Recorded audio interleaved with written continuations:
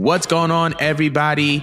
Welcome to another episode of the Culture 316 podcast. I am one of your hosts and producers, Jordan Nahisi. Joined by your co-host, Mo. What is up, people? Thank you guys so much for tuning into another episode of the show.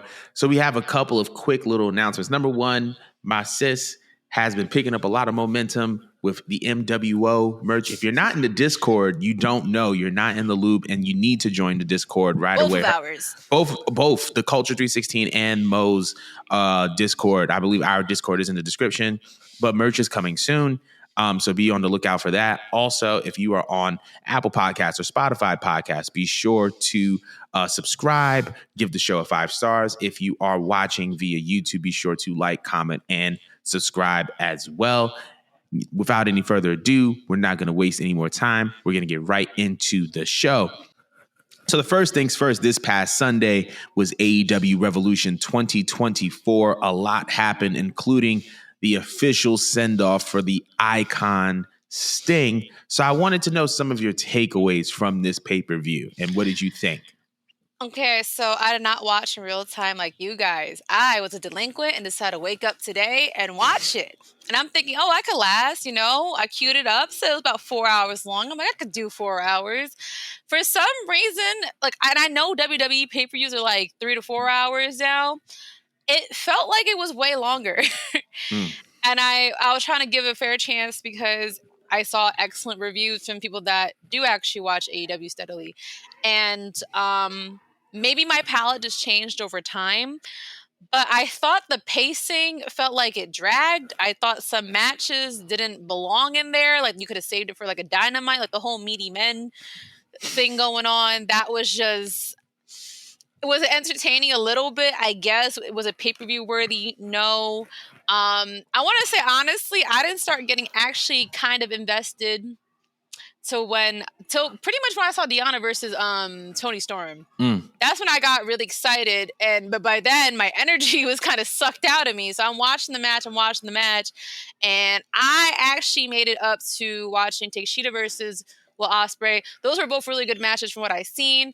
But unfortunately, like I said, just the pacing of the matches beforehand and then how many there were, it took away my energy for the matches I really wanted to see. I definitely wanted to see, obviously, Will versus Takeshita. Yes, I want to see Toni versus Deanna. But I wanted to see Swerve's match, and I missed that. I want to obviously see Sting's retirement, and I missed that. So I can't comment thoroughly about what I missed. Jordan will obviously pick up from that point. But what I can address is what was the biggest takeaway from everyone, whether you watched or you didn't watch it. Darby seemed to have stole the show with this spot that he did. Yeah. And again, I didn't even watch at this point, but I saw just that little clip of this little 130-pound man. I don't know how much he weighs. Little 130-pound man with no muscle mass on him at all whatsoever, jumping off a ladder and landing into some real glass. And there was no body. I had to watch this several times. I'm like, was there a body there? Like, was he trying to do something cool? There was no body there. He just for shits and giggles, nigga just flung his body, risking infection and paralysis, and landed on glass. Shards was flying all over the audience. They either were like this, they were wiping it off of them. I was like, well, that's a lawsuit. But that caused a whole debacle on the internet. That's all I commented on from the pay-per-view. And y'all was mad at me. One of you guys not. But y'all was mad at me because I was asking what was the point. I understand that growing up, yeah, we had ECW, and yes, they did do a lot of crazy things back then. But I feel like that was cool because we were kids, and at that time, it just fit the time. I don't see any kids going around hyped about that type of stuff. Like, I feel like the whole climate of wrestling kind of matured to where we don't need that type of stuff. Like I said, Darby Allin, he's actually a good wrestler. But, over time with his time in AEW, it seemed like he kind of just wants to be a stuntman. And the problem about being a stuntman is that it's all fun and games until something goes wrong. And the thing about also being a stuntman is that you have to keep topping and topping and topping and topping yourself. Yes. You have to. And that, again, opens up the probability that you could injure yourself. And it's like, at this point, are you a stuntman or are you a wrestler? That's where my criticism came from. Cause I was just like, yo, I understand that it is in line with his gimmick, that he doesn't care if he dies and that he's on the edge and whatever. But it's just like, yo, it's not necessary. We kind of want you around a little bit longer. Can you do something else that is satisfying? It does not require you having shards of glass. Like, I'd be so mad if I was your physician having to take that out. Like, what did you do now? What did you do now and why? Because this was all unnecessary. But y'all ate me up. Not all you guys, but the AEW people that will defend this company till they're blue in the face to the end was trying to like say I'm too soft. I'm just like, well, what if he died? Let's just put that out there. What if he did die? Then what? Would I have been too soft then? Like, this is not something that, like, again, it's even in the description of his job to do. He's just doing it because someone gave him the clear to do it. You know, I know that Sting liked it. He got a kick out of it. You know, he was commending Darby on doing like all this crazy stuff. And, you know, maybe Darby just did want to have him go out in a bang. You know, he wanted to make this feel like it's a Sting celebration. Let's like make this match super memorable. The problem that I also am thinking is that, yo, you did all this and not for nothing. Most of the world still don't know your name. Can you imagine almost dying? Can you imagine if he got injured and nobody still knows your name? Like, what did you do that for, baby? What did you do? What are we doing here? But no one wants to talk about that. Y'all just, you know, you guys want to defend this company to the ground, and I'm fine with you being AEW fans. But, like, let's use logic here. Let's use logic. You really like this wrestler? You actually give a fuck about them? You would want them to do things within the means that they would be safe. I don't care how many times they practiced that stunt. It was stupid. It was stupid. It was irresponsible. Tony should not have cleared that. I don't care that it went well. We don't need that. AEW doesn't need that. Okay? Stipulations are really not that needed in wrestling in 2024. That's all I got to say about the Darby thing and the pay-per-view. But I'm going to pass off to Jordan. What were your takeaways? So for starters, I'm sorry, I'm just chewing on my AO. But for starters, I feel like Revolution was a really good show. Super long, but I think we've kind of come to expect this of AEW shows. If you watch All In, any of their other pay-per-views or premium live events, this particular show had 10 matches, including the kickoff matches, which is kind of in a sharp contrast to WWE's premium live events, which are usually like, well, at least this last one was like, I think 4 or 5 matches with Elimination Chamber and even the Royal Rumble. So obviously the show went a little bit longer. Nevertheless, I think that's kind of a part of AEW's brand, so I'm not necessarily complaining about that. Will Ospreay versus Konosuke Takeshita stole the show, in my opinion. That was easily the best match of the night. It was a great showcase for the both of them. Nobody really came out looking weak. And it kind of solidified Will Ospreay as a main event player if he wasn't already solidified. So I think that there was that. Obviously, the biggest kind of event of the night. Well, actually, before I get to the Sting match, I also noticed that it seems like AEW is starting to lean more and more in to the Undisputed Kingdom, right? We have Wardlow winning that.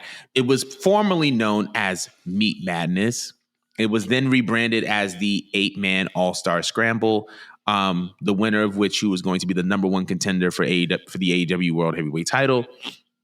So Wardlow won that. Then obviously Roderick Strong beat Orange Cassidy to win the Intercontinental, wow, the international title. And I think it's just kind of a symbol that they're really, really leaning into the Undisputed Kingdom, and I think that they have big plans for Wardlow. Moving into the triple threat, there's so many matches that happen that you forget that the world title was defended. The triple threat match between Samoa Joe, Swerve, and Hangman. We saw, it's interesting because that's the first time I ever watched a triple threat match where the champion retained and there was still a double turn in the match. Hangman became a heel, Swerve became a face. And it positioned Swerve to kind of be able to play off the crowd a little bit more, as we saw in the latest episode of Dynamite. So yeah, we saw that, and I think that was very, very interesting. Tony versus Deanna was great. I love the way that it ended. I feel like this positioned Deanna versus Mariah May. Also, I think Whitney put this in the chat, that the Mariah May Tony Storm story is kind of like all about Eve, where like the girl is attaching herself to the main girl and she's acting delusional, but in reality she knows exactly what she's doing. And I could actually see that happening. So there's that aspect. So going on from that, Sting, the retirement match for the AEW tag team titles. So before I get into the Darby spot, I do have to commend AEW. This is how you treat a legend. This is how you book a legend. From the time that Sting got into AEW until the time he retired, clean record, no losses, never submitted, never pinned, and then he went out like an absolute G. He retained his titles, and Sting, apparently the Young Bucks were, Sting was open to having the Young Bucks win it, but the Young Bucks insisted, and that shows that they're willing to do good business, right? And honor a legend like Sting. Be like, listen, y'all can win the titles. We'll deal with that afterwards. But I think that the retirement, the fact that the fact that Sting had this type of career in AEW, it was kind of like his redemption tour. It was he had the perfect AEW career. He had the perfect AEW send-off. His entrance with that vintage WCW 97 music, having one of his sons come out as Sting in the Wolfpack, having the other one come out as like white meat babyface Sting, and then Sting coming up as himself. Like, that was so fire. And then having his sons involved with the match was fantastic. Even the glass spot that Sting did wasn't bad because he was wearing a shirt. You know what I mean? He was wearing a shirt. He had padding underneath. So even though he went through that glass, structure, he was well protected. You know what I mean? So it was smart for Sting to do that. Now on to the Darby Allin spot. Oh my God. I can't even begin to put in words how foolish it was, because like Mo said, you risk paralysis, you risk infection, you also risk the safety and the livelihood of the fans that are nearby. And so doing something along those lines, and I don't even think that it really advanced the story of the match like that. If anything, it was just more overkill, right? Like, you brought in Ricky the Dragon Steamboat. He got super kicked. Ric Flair got super kicked. Darby went through that glass thing. It's just like this. It was, that aspect of it was just too much. And it puts him at danger. It puts the wrestlers around him at danger. I found it to be foolish. I didn't think it needed to be there. But outside of that, the ironic part of this, it was the dumbest thing. It became the most memorable moment of the match, and it almost overshadowed the fact that this was Sting's retirement match. And it almost overshadowed the fact that this was literally the perfect way for Sting to go out. But nevertheless, I think that they did a great job. I think that they did a great job with sending Sting off the way that he deserved to be sent off. Like, if you tell me that match was Sting's final match, I don't think it could have gone any better from his end. So that was my whole thing of them. But, that was my takes for Revolution. But I want to hear everyone else's takes at home. If you have any thoughts or opinions on AEW Revolution, and we're going to be talking about AEW a lot during the show, so buckle up. But if you have any thoughts, down below, and let us Discord. Yeah, and in the Discord, we're going to continue these discussions. But anyway, let's move along, because during AEW Revolution, they announced AEW Dynasty, which is going to be their next pay-per-view, which is going to be on April 21st, coming live from St. Louis. It has been announced that AEW will be doing 9 pay-per-views this year, which is obviously a very, very stark contrast from their previous amount of pay-per-views. I'm actually going to round off all these pay-per-view names So first, obviously, we had AEW Revolution on March 3rd. We have AEW Dynasty on April 21st. We have AEW Double or Nothing, probably going to be around May. AEW for in New Japan Pro Wrestling Forbidden Door, which is probably going to be June. We have All In London, All Out in Chicago, AEW Wrestle Dream, AEW Full Gear, and AEW World's End. So we're going from 4 big shows a year, or even 6 big shows a year, to 9 big shows a year. Is this good? Is this bad? I need to know. I like the idea of more pay-per-views, just because, I mean, it helps the fans so they don't have to travel every single time, they want to go see a wrestling show, because there are some diehard AEW people that travel really across the United States just to watch a pay-per-view. A, but B, I just previously complained that I thought it was far too many matches on one pay-per-view, and I know why they did so many matches. I mean, if you only have 4, you have quarterly pay-per-views. Well, yeah, you're going to stack on everything. And I feel like this is a good time to experiment, maybe like alternating which things go, maybe which things will piece together well to like keep the energy levels up as people attend the show. Because it's kind of like mirroring, I guess, what WWE did. They think they tested out less pay-per-views and more pay-per-views, and then having certain brands be on pay-per-views and it will alternate. They tested out a lot of things. Yeah. Agreed. So I feel like AEW will have a chance to test out, will work better if we just do Dynamite here, Collision here on the next pay-per-view, maybe like cherry pick here and there. I think that's cool. Obviously that's a plus for them business-wise if they could even acquire more pay-per-views and acquire more areas that are willing to let them wrestle in their arenas. So yeah, pretty awesome. I want to see what they do differently. What do you think? So I think it's also a good thing for the same reasons that you just mentioned. I feel like because there aren't as many shows, they tend to pack everything onto everything. And so the shows become super long. And so I feel like if you have more shows, you can kind of space out certain matches. I also feel like there's less gaps in stories. I feel like that's sometimes, I mean, I don't even want to say that there's gaps in stories. I just feel like there's certain matches that they put on TV that deserve to be on a pay-per-view. Like, for example, they have an I Quit match between Christian Cage and Adam Copeland for the TNT title. In my opinion, that should be at a pay-per-view, but I get it. It's going to be in Toronto. But I feel like there's certain things that they do on regular TV that are just pay-per-view worthy. Like certain matches is just like you have to make people pay for that. That's such a good match. And so I feel like with these 9 shows, they're able to space everything out, and you won't have as many long shows, and you'll also have payoffs to stories in a much quicker way. So I think this is actually a really good thing, and I think it's a really good idea.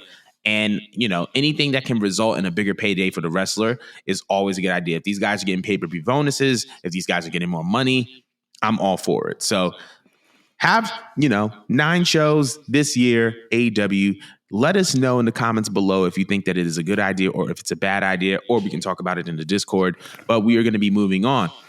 So while we're on the topic of AEW, because we're going to be talking about Santana in a minute, but I had to talk about this.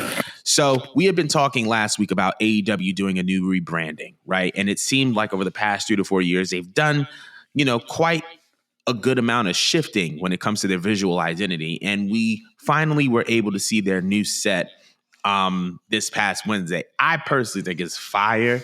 And it got me to kind of change my position a little bit from last week. But I want to know, how did you feel about the new AEW Dynamite set? I have it open up in front of me just so I could commentate, but I like it because it held on to their older roots with the double tunnels, the heels coming out one side, faces coming out the other side. I kind of like that. But it doesn't look as indie-ish. They definitely upped the production. I like the fact that you got lights going around the rim. You got the LED lights going on the ground. You got the screen on the back. The screen on the back does kind of remind me a little bit of WWE. Yeah, but I just like how, in general, it just looks like a production facelift. Because whether you like to admit it or not, presentation is everything. And I do think to some degree their presentation did kind of make them look a little bit indie-ish. But I think that's what they wanted at the beginning, just so they kind of came off more appealing to indie mark wrestling fans that were watching them, but now it's like, all right, like now we're no longer there. We're kind of like moving up the ranks. We got to present ourselves as such, and that's what I think this gives me. I also noticed that it's white inside of the ring now. And I prefer that. I prefer that because you can see everything a lot clearer. It kind of displaces all the focus on the center of the ring instead of everything, because it's not Yeah. like one big mushy color going across as one gradient. Like I actually feel like I could focus more on what's going on in the ring and with the two people with the white. It just looks nice. It looks clean. It looks cut. It definitely, I think, added more value to the show, and I feel like it was the right thing to do, knowing that you had a big major star showing up. Like, Yeah. what a better way than to make sure he has a brand new set that accommodates his entrance. So now I want to know what it's going to look like when Mercedes comes out with her entrance with this whole facelift. Oh, yeah. Yeah, but what do you think? I was just about to say, when you said one new star, I was like, well, I think it's 2 new stars beginning next week. But as of now, 1 new star, and we'll talk about him later in the show. I think it's great. I think it's nice. It's polished.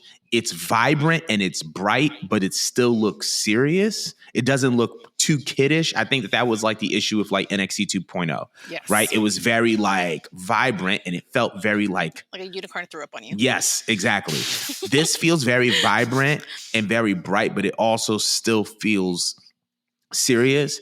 I love that the fact that they brought the tunnels back, because to be honest, I think that the tunnels are part of what made them them. Like obviously that was something that was done in TNA. Shout outs to them. That was done in TNA first, but I think that once AEW brought it back, they associated the tunnels with AEW. And I think that part of improving isn't just about forsaking what made you. It's just about modifying it and bringing it into a new era while making it look fresh and making it look clean. The tunnels are back and they look cleaner than they did the first time around. So I'm really, really happy about that. I'm glad they also, little detail. So on this, not this set, but the previous set, one of my favorite things was the ramp, because it reflected the stage. It was like this black kind of surface where it kind of served as a mirror to the stage. And I think that it looked really, really cool. So I'm glad that they kept that black ramp. And so, yeah, I just think that they did a really good job with the set. I think this is a great way to kind of usher in the new era, because obviously over the past 6 months, they've been able to gather quite a few valuable free agents. One that we will be discussing later in the show, one that is rumored to be debuting next week, as well as one in Deonna Purrazzo, who has already kind of came in and did her thing. So I think that this is kind of a great step forward. And it feels like them. It doesn't feel childish. I think they get an A+ on this. But we want to know how you guys feel about this new AEW Dynamite set. Let us know in the comments below, or head on over to the Discord and we can talk about it. But we're going to be moving on. So unfortunately, it looks like a previously admired talent was released from AEW, and his name is Santana. It looks like Santana has been removed from the AEW roster online, and rumors have been swirling that he has been released. How do you feel about this move by AEW releasing Santana? It's definitely an eyebrow raiser, just because I want to say it was around the fall when he tried to have his own singles heel debut. Mm-hmm. And I mean, people weren't completely with it. They thought it was kind of cruel to Ortiz to break up the faction. But we do also know, because Santana's a little bit more private, Mm-hmm. that he was going through like the loss of like his father and stuff like that. But I don't want to have too much of an opinion because I don't know what's going on with him. But what I did notice is that Ortiz did post a picture of them together. So last time I checked, they weren't on good terms. And one wanted to go the other way independently. The other person was totally cool with being in a tag team with each other. So it sounds like the bros are back on good terms, and I care about that more than anything. Yeah. I'm going to safely assume that if he got released, I can't possibly think that it would be because of like bad character, or they didn't think he had anything to offer. Maybe he just needed time to himself, or maybe he just wants to move elsewhere. Maybe he wanted to be independent again. Or maybe he's going through a transition in life where he maybe just wants to step away from wrestling. I don't know what conversation was had. All I could hope for is that he's okay. Right. Because I have no context to go off of. And it's not like I really got to see too much of his work in AEW, unfortunately. We got to see him as a tag team. They unfortunately did not get to climax to really much of anything outside of being part of Jericho's Circle. Yeah. So, I mean, whatever he gave to AEW, I'm pretty sure Tony Khan is appreciative of it. I'm pretty sure he's appreciative of the opportunity. But whatever Santana is doing, I just hope he's good. What do you think? I think it's just unfortunate. You know, one of the things that I was heavily looking forward to when AEW, came into when AEW Dynamite had its first episode, because that's where they debuted. Actually, no, they debuted at Double or Nothing. They did. But I was excited to see LAX, which then became rebranded as Proud and Powerful, climb up the tag team ladder. Did I think that both of them were capable and competent of being singles wrestlers? Absolutely. But I felt like there was a real void in AEW for a tag team that can be a main event tag team outside of the Young Bucks right away. Mm-hmm. And I watched their work in Impact Wrestling, especially towards the end when it was like the OGs versus the new generation of LAX, and they were doing some fantastic work. So obviously, them breaking up broke my heart. And then also, Santana is someone who I think has a lot of potential to be a star. But it's never fun to hear about anyone losing their job. And so I wish him nothing but the best. I hope that, I think he's been working House of Glory. I hope he works up the ranks there and, hopefully somewhere down the line, he finds his way back to AEW or maybe WWE. But man, it just sucks because when I saw Proud and Powerful for the first time in AEW, I'm like, these guys are tag champs. These guys are main eventers. And unfortunately, they were just, a part of the inner circle. And I feel like they could have been so much more. So there's that. But let us know how you feel about Santana being released from AEW. However, we're going to be moving on because, man, WWE has announced their first set of inductees into the WWE Hall of Fame for this year's class. Bull Nakano, I believe, is one of those people.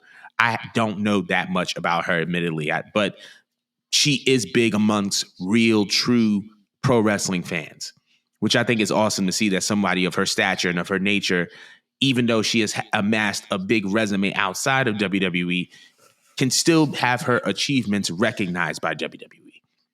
But I think the biggest story is that in Philadelphia, Paul Heyman is being inducted into this year's class of the WWE Hall of Fame.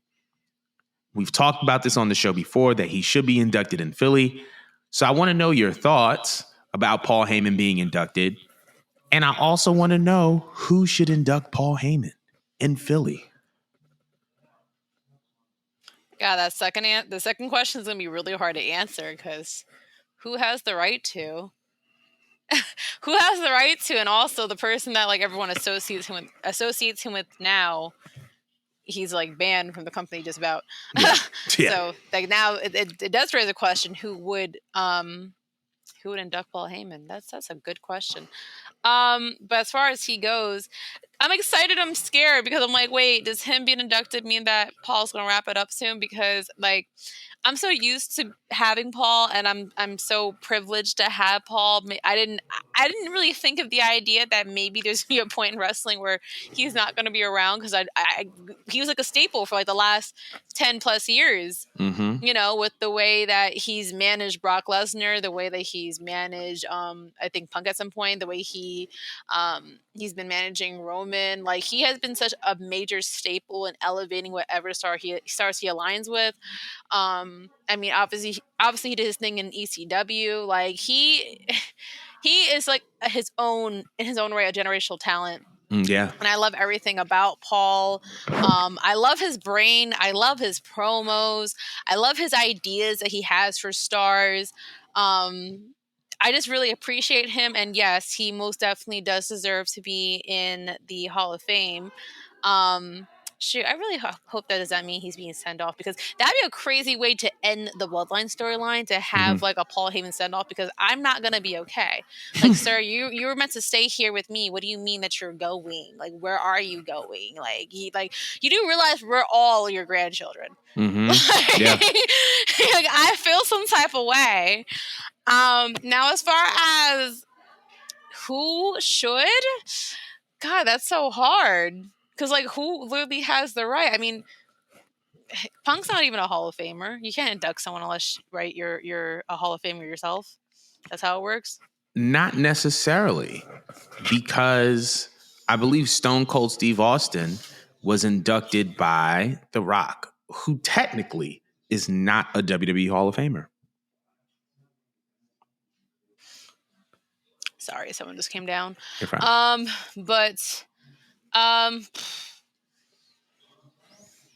That'd be really weird to have Punk, but at the same time, you need someone that's very good with their words to induct Paul. Like, he is amazing and talented at putting anyone over, and giving them the proper setup. So I just feel like it's someone that is also an excellent mouthpiece that has worked closely and directly with Paul. I have one, but I want you to go ahead. Because I'm thinking hard, and like who is worthy is my question for Paul, because I don't want no half-ass like speech for him, and I can't think of one right now. Do you actually? I want to hear yours. So I'm going to start off with my little spiel about Paul Heyman, and then I'm going to go into my answer. Yeah. Paul Heyman is the greatest manager of all time. He is the greatest I wouldn't even say that. He is easily, in my opinion, next to Vince McMahon, the greatest creative mind in the history of pro wrestling. Oh, yeah. This man has had 6 Hall of Fame careers. We can take what he did in WCW with who we now know as The Undertaker. We can talk about what he did with being with ECW. We can talk about him being a commentator. We can talk about him bringing in Brock Lesnar. We can talk about him in Punk. We can talk about him in Brock again. We can talk about him in Roman. And that's not even including the stuff that he did in OVW, which set up the likes of a CM Punk, which set up the likes of a lot of the stars that we know and that we love today. He's the greatest manager of all time. He's one of the greatest creative minds in the history of pro wrestling. Like you said, he's a generational talent. And I believe that this is, long overdue, but I'm just glad that it's happening in Philadelphia. I feel like that crowd is going to pop crazy when he gets introduced, because Paul Heyman, as much as he's from New York, he is Philadelphia. So I'm very much looking forward to his induction, and I think that it's well deserved. I'm looking forward to the Paul Heyman Hall of Fame merch. I will be buying it. As far as who should induct Paul Heyman into the Hall of Fame, I have not only the perfect person, but someone whose inclusion in this ceremony will deepen the tensions between him and the bloodline. Stone Cold Steve Austin. When Stone Cold Steve Austin was fired from WCW in 1995, Paul Heyman called Stone Cold and said, "Come to ECW, work for me, cut some promos." He went there and created the Stone Cold character, and then ended up going to WWE from there. Now, we all know the history that Stone Cold has with The Rock. We all know that The Rock is currently involved in the Bloodline storyline. So how would Roman Reigns feel if the rival of his cousin was inducting Paul Heyman? It would deepen the tensions just a little bit. Also, something to consider, I don't think that this is Paul Heyman's last go around, because one person who he has been teasing, managing for a good amount of time is Braun Breaker. Braun Breaker, I don't think that Brock being etched out of Paul Heyman's story is the biggest deal in the world because, as you know, Paul Heyman has never been someone to live in the past. He's always someone who's looking at what's the future of the product and what's the present of the product. He has the present of the product, which is Roman Reigns. But we're talking about the future of the product. It's Braun Breaker. I can't find anyone else that is the more perfect client and the follow-up to Roman Reigns than Braun Breaker. Yeah, I believe that I feel like he's going to manage Braun Breaker. And I feel like that's after that, God knows what happens. But I think Braun is going to be his next client. But to wrap it all up, Paul Heyman, I'm just so happy that he's being inducted. It's well-deserved. If it's not Stone Cold Steve Austin, I think that ECW is a collective. So the Dudleys, Tommy Dreamer, Rob Van Dam, and Taz should all be there to induct Paul Heyman. I'm sure they'll be invited. Yeah, 100% will be invited. And considering that they have a good relationship with Impact or TNA, I don't think it's going to be an issue for them to get a hold of Tommy Dreamer. So we'll see what happens with that. But let us know about how you guys feel about Paul Heyman and Bull Nakano being inducted into the WWE Hall of Fame. But we are moving on. So, speaking of legendary managers, a legendary former NXT GM made his on-screen return to NXT this past week. That was William Regal. He did a segment with his son, Charlie Dempsey, who just won the NXT Heritage Cup, formerly known as the NXT UK Heritage Cup. I want to know how you feel about William Regal being back, coming back to NXT and being on an on-screen capacity. All I could think of is war games. That's the accent. You sound like Harry Potter. I can't do a good old white man, but maybe you can. I can't. I cannot. But no, like what? I get my granddad back. Like I feel like he was, to me, a heart that he was the completion of the heart that we had at NXT. And I just felt like that was painful. Like losing Morrow was painful, but losing William Regal, it just didn't hit the same. Anytime anyone yelled at War Games, I was so mad. I was so mad. I was upset. It just took me back just because William was the staple of like the most preliminary stage of NXT. Yeah. That brought up the greatest stars that we see today, take it on the main roster.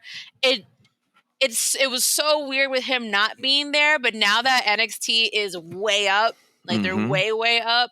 I love the fact that they're introducing some older pieces back, and this just feels right. This made me smile. I'm happy to see my granddad back.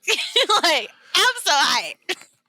I agree with you. I think that him being back to NXT is needed. I feel like he's just an automatic energy lifter. I think that he is great at what he does as the general manager. It was great to see him in whatever role he's back in now. If it's going back to being a general manager or just dealing with his son, I'm very, very excited. Like we saw what he did in AEW for the short time he was there, creating the Blackpool Combat Club and then briefly managing MJF. We know how valuable he is as an on-screen character and as a creative mind behind the scenes. So I think that this is going to be fantastic. I'm very, very much looking forward to what he does.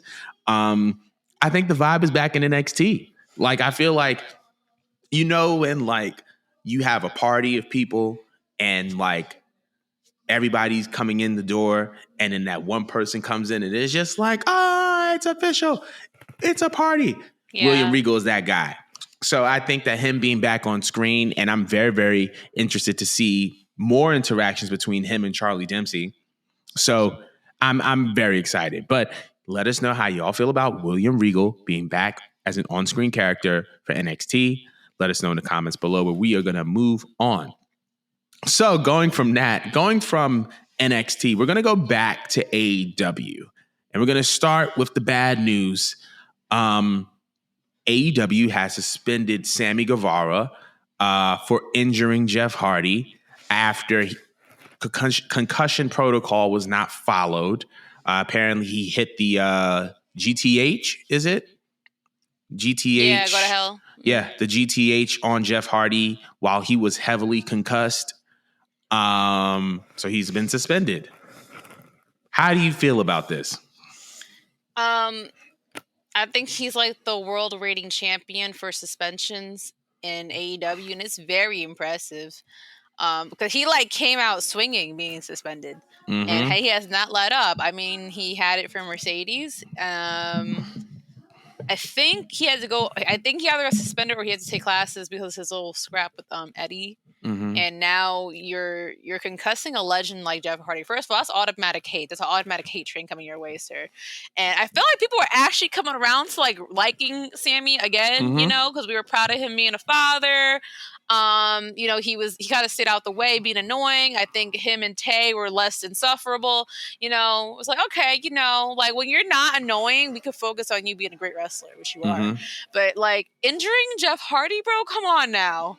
Like, you know, he has a lot wrong up there between the drugs, between the alcohol, between all the landings he had in his life. Like, It's just so odd to me that they would go about the spot. And I'm wondering, did Jeff know this was going to happen and he didn't react in time? But even if that was the case, if someone has concussions, you shouldn't. I would avoid any type of head-related spots. Because they're not necessary. He has plenty of moves in his arsenal if he wanted to do something big. And I just feel bad for Jeff. Jeff is so cool. Jeff really don't like go out of his way to bother nobody. I hope that he's okay because as a person that firsthand suffered a concussion as well, I now understand. I now understand how terrible they could be, and Jeff's concussions are probably far worse than any level what my concussion was. So I cannot imagine landing and like you're going headfirst into someone's freaking knee while you're still recovering. Like that has to have been so scary, and I hope that he's okay. But yeah, I think suspension is needed. I highly doubt they're going to ever fire Sammy. I feel like they have a soft spot for him, maybe because he's a pillar. Or maybe because he's young and they still look at him as being a kid and stuff like that. But he really needs to tighten the fuck up. Because you really should have known better. I feel like everyone working there should be aware of their opponent's injuries. They should go over the can and can'ts. There's absolutely no reason under the sun that I think that this should have possibly happened. So yeah, I guess the suspension was needed. That what other punishment are you going to do for it, to be honest? Like, what else would you have done? Yeah, I don't know what I would have done. Right. But here's what I'm gonna say about it. Man, Sammy, I thought you was about to change your life when you became a dad. Like, I get it. Mistakes happen. Like, all that is it's a part of the game, right? But it's getting to the point where it's too much. Too many suspensions, too many mistakes, too many this, too many that. And it's like you make a new mistake every time, and it's never a better mistake than the last one you made. It's just something of equal value in a different space. So there's that. Also, man, this makes me also commend Tony Khan even more because, as you can see, he's clearly building up and or introducing new main event stars. Because if we're being honest, man, like the pillar thing isn't working. Jack Perry is in New Japan wearing a goat mask. Darby Allin is about to climb Mount Everest, and it's likely for him to return a lot. I hope that he comes back alive. I love Darby Allin, but like, there's a lot of people that take that hike and they don't make it back. Darby's out here doing the most daredevilish thing that he could possibly do. Sammy Guevara is getting a new suspension every 18 months. And when it's not a new suspension, it's an injury. And then on top of that, MJF is just chilling. And we don't even know if he's coming back to AEW or not. So I have to commend Tony for just being like, you know what, we're either going to build a new main event scene or we're just going to create new top guys. No pun intended. But yeah, like this is just a lot. It's getting excessive. Bro, you've been suspended 3 times. This is a lot. I agree. But I'm hoping that this could be a turning point of some sort. But yeah, y'all, let us know how you feel about the Sammy Guevara suspension in the comments below. But we're gonna move on because finally another piece of good AEW news. Wednesday night on Dynamite, in a segment between the Young Bucks and Eddie Kingston, we get the debut of the former IWGP World Heavyweight Champion, Kazuchika Okada. This is one of the men who have been in some of the greatest matches in the history of pro wrestling, including that classic trilogy with Kenny Omega. And he was introduced as the newest member of the Elite. The Young Bucks fired Kenny Omega and definitely suspended Hangman Adam Page. And now Kazuchika Okada is standing next to the Young Bucks. And it looks like Okada is coming for Eddie Kingston. So I need to know, how do you feel about this debut? How do you feel about him turning heel as soon as he gets on AEW? Tell me how you're feeling. I was actually watching back the video while you was presenting him.